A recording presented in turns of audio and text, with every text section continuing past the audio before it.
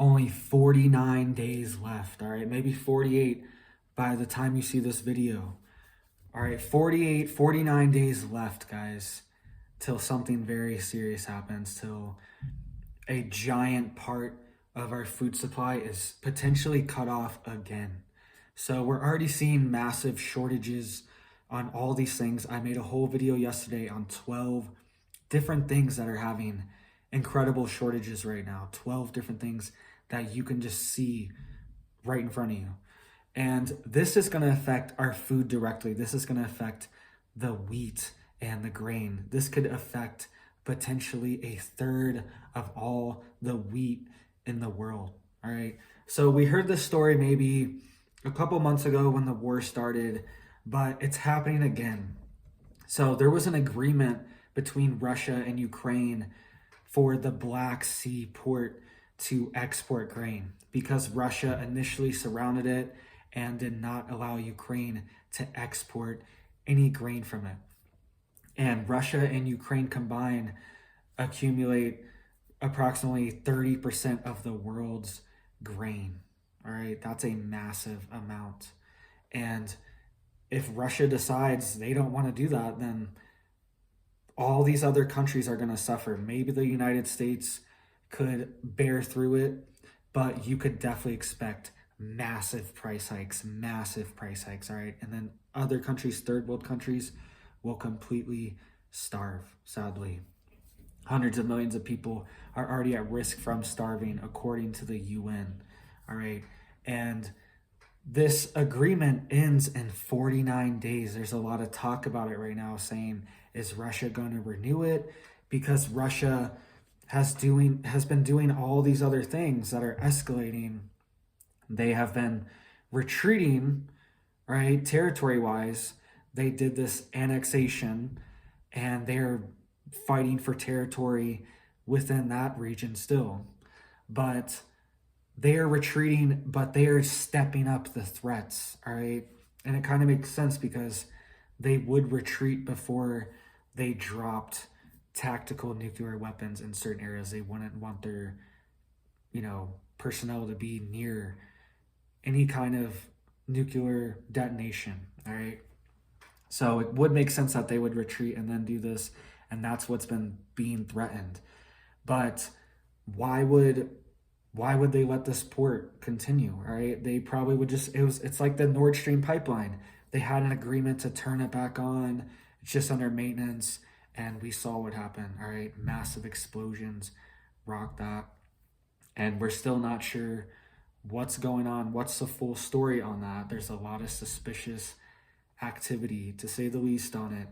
But look at that, all right? It's not turning back on. So don't expect these grain exports to just magically just be like, oh yeah, we're gonna sign an agreement again. Last time they signed this agreement, Russia immediately bombed their port and made their port unusable for a little bit, right? They had to rebuild parts of it immediately after the agreement. So they're like, yeah, you can export grain, go for it. And then right after they did that, they bombed the port, all right? So don't look forward to this happening. And we only have 48 days left until potentially a third of the world's grains could be cut off. And Russia might just be like, these are our grains. Like, we're taking these. We need these for our military, for our people. Who knows? All right, this is a war. There's no like set rules or anything. Like, nobody's like following any. It's like, oh, you can't steal their grain. Why couldn't Russia just steal their grain? And I'm not advocating for that. All right, I hope this grain can get to the world, because we're going to see jacked up prices and millions of people starving to death. But who knows? They could just take the grain for themselves. What's to say that they couldn't? All right, so look for this, guys. Start growing your own food now. All right, this is why we can't depend on Walmart, Target, Costco, King Super, whatever your supermarket is near you, all right? You can't depend on it anymore to have everything you need. And it's, yes, we may see fluctuations where shelves aren't as empty and then they are empty, and then certain things are out. But we can't depend on it anymore. We need to be growing our own food, all right? What if somebody told you there's only 49 days left for you to, like, what if they said you have 49 days left of food and that's it? You're cut off. What would you do? Could you grow something within 49 days? Do you know what crops could even grow in 49 days? Because a lot of them couldn't. What crops could grow right now in the winter? And this is exactly what would happen, all right? This is also called siege warfare, where, you know, countries take over other countries' resources without even fighting the war. That's also part of the war, is the siege of taking over the resources, taking over the food, taking over the energy, all right? That's a big part of it. Could you survive if you were told 49 days you run out of food and everything else you have to grow? That could happen. You never know when that could happen. Look at what happened in Florida, all right? When people figured out, they were saying, there's a hurricane, it's coming, there's a hurricane. And then once people figured out, it's like, all right, there's actually a hurricane, right? That's how it always is. That's how it always is. It's like, wait a minute, there's actually a Category 5 hurricane almost coming here, all right? It's just one of those things. You think it's just going to be a storm or something, and you're like, all right. And look at what happened. Very sad, very devastating. But the point is, once people heard the news, they all rushed to the store and emptied the shelves out. They were gone, right? The shelves were gone. And it was in like a day or two, 48 hours. It's like you couldn't go to Publix, you couldn't go to Walmart. All these stores were empty, all right? Publix is like the big supermarket down there in Florida.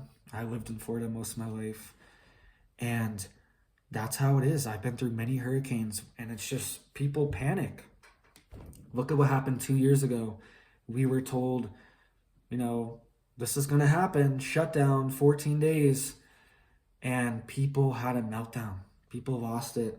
I remember I wasn't even prepared for it. I was getting toilet paper at the dollar store, and I was like, why isn't there any toilet paper? Like, what the heck's going on? I was kind of shocked. I wasn't ready for people to just buy all the toilet paper, right? The toilet paper apocalypse. I wasn't prepared for it, all right? Because I'm thinking like food and water and, you know, all these other things that you need, defense for your family, seeds, gardening, you know, I'm just thinking like homesteading things, but I just didn't think of that, all right? I didn't think of toilet paper, really. I didn't think to stock up on it before then. So I learned a lesson, all right? Lesson learned, stock up on your TP, because that stuff's gone. That stuff was gone in Florida in a second, and bottled water was gone. Think about it. There's water everywhere, all right? But you can't drink it because it's contaminated. But if you have a water filter like a Life Straw, or a Sawyer mini filter, all right,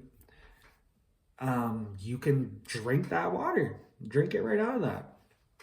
And I've done it before. I've drinking like stream water, pond water. So let me know what you guys are doing.